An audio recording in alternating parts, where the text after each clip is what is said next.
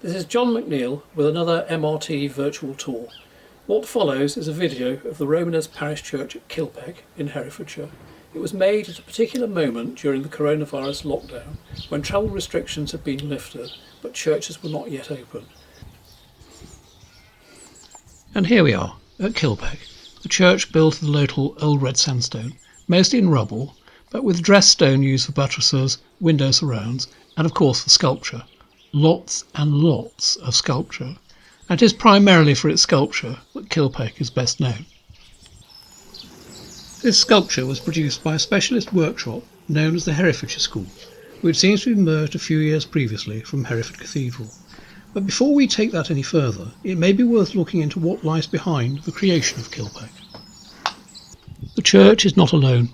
It stands to the north of a public open space, with a post-medieval house to its right, and up on a motte over to the left, what survives of medieval masonry castle.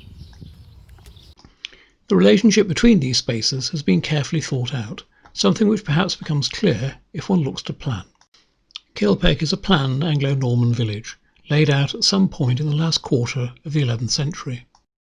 It is shaped like an irregular letter T, with the village enclosure forming a rectangle and the castle the cross-stroke towards the left. Since the castle and most of the village was abandoned by the 16th century, it is uncommonly well preserved. I've tried to outline the major elements in colour, so the church is circled in red, the building immediately to its right outlined in blue is the post-medieval house known as Kilbeck Court. This interesting public space is outlined in green, and to the left and above that is the castle, with a small area of cemetery which has been snatched from the grounds of the castle in the 19th century and which extends out from the church outlined in yellow. This basic plan was laid out towards the end of the 11th century, but it has been subject to change. The outer bailies of the castle, for example, to its north and south, and looking like enormous bowling greens on this plan, are clearly later. Most important for our purposes is the siting of the church. Its position between the castle and the village was established at the outset.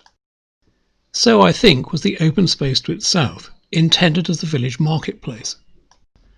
What follows from this is that the first church on this site will have been of timber. That was certainly true of the first buildings on the motte of the castle.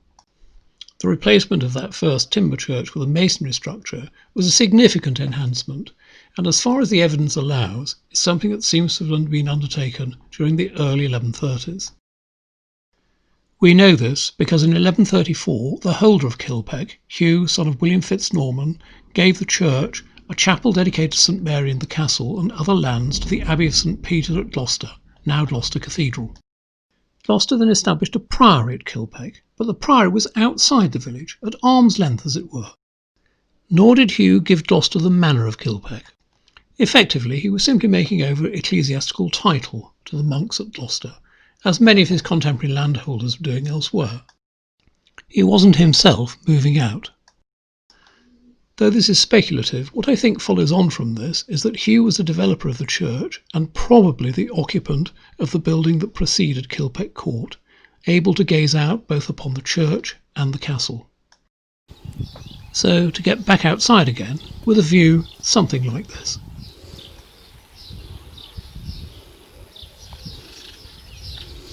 Quite what the castle looked like when Hugh was in residence in Kilpeck in the second quarter of the 12th century, it is now very difficult to say. There was a chapel dedicated to St Mary, though we don't know precisely where that was.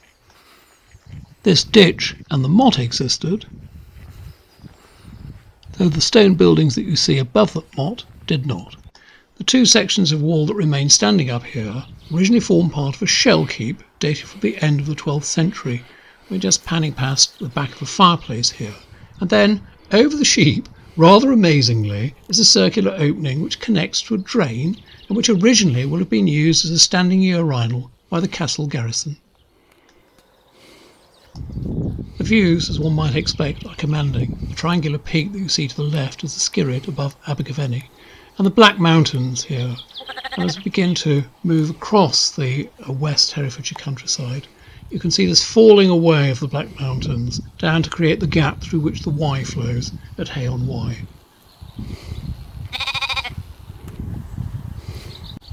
The building you see here on the right is Kilbeck Court, though we now need to do a little scramble through this detached area of the cemetery to get back to the church.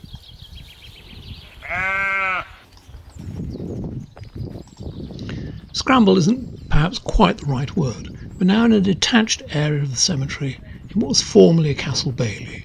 And as we descend, you'll see an outer moat from the castle, and beyond that, the west front of the church. Very difficult ordinarily to see square on because of the trees. There's a lot about Kilpeck which feels unexpected, not least this. The west front of the church appeals hostile to the castle. It has no portal, largely plain walls, and 3 projecting dragon heads, their mouths dramatically open to reveal tongues about to uncoil, as if to protect the church. Its posturing is clearly intentional, and yet there's nothing in the local circumstances, there's nothing to suggest that relations between Hugh of Kilpeck and the church weren't cordial at the time that this was built. So it's almost certainly generic, a sort of promise to protect the church against future secular encroachment.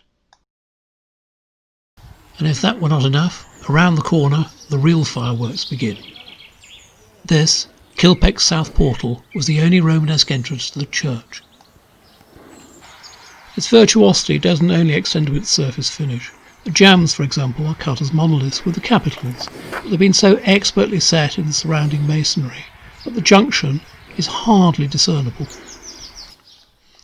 Having said that, the surface finish is breathtaking, juxtaposing 2 downward-chasing serpents with 2 trousered knights and climaxing in a pair of barking nasties.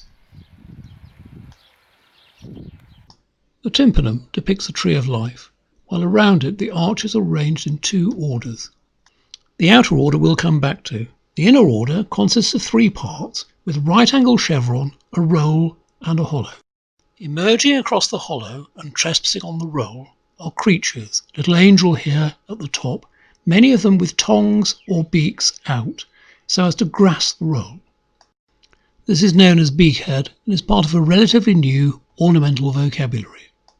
Continuing down the right-hand jamb, and it really is irresistible to do this, are the upward-chasing serpents, and at the base a falcon, which is a virtual trademark motif of the Herefordshire school. Returning to the outer order, you can see a break at the apex, which marks the junction between the work of 2 different sculptors. The outward-facing masts on the left are larger and have undrilled irises, whereas those on the right are smaller, more detailed, and favour drilled irises. They could hardly be more different to the treatment of the jambs.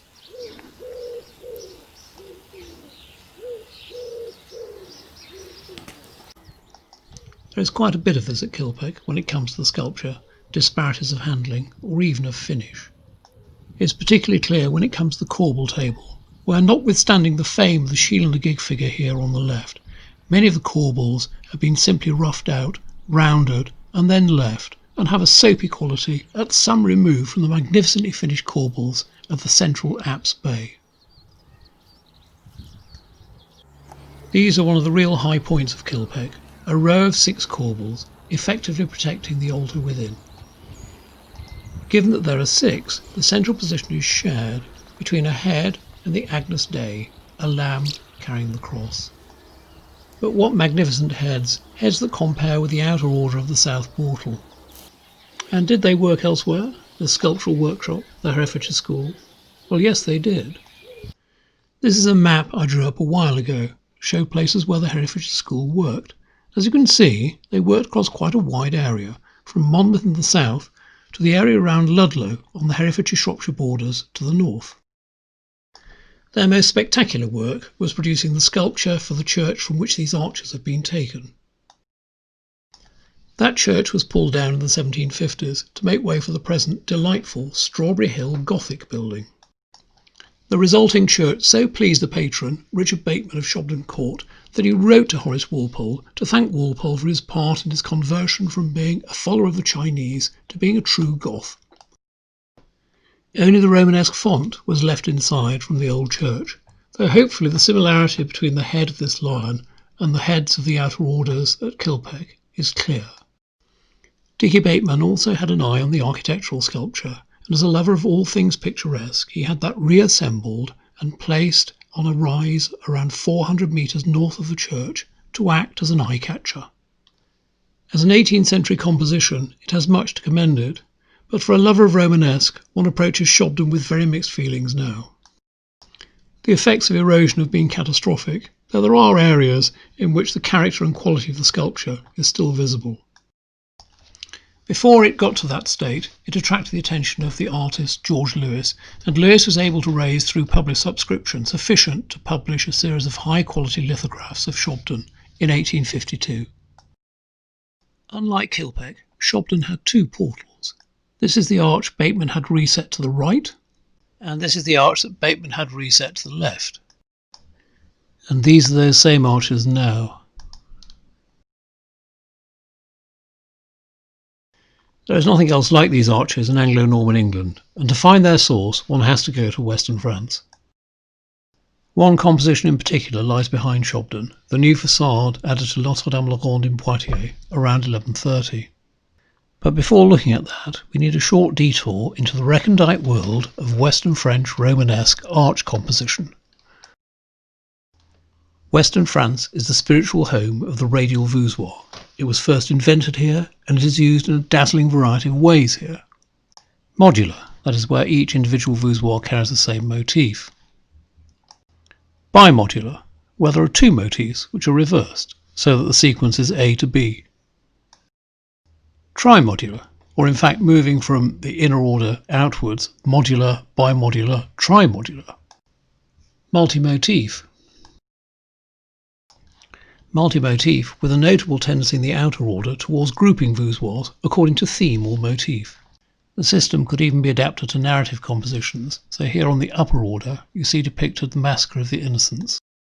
It consists of two alternating trimodular sequences, so from left to right you see mother, child with a sword buried in its shoulder, soldier, mother, child with a sword over its head, soldier, mother, child with a sword buried in its shoulder, etc.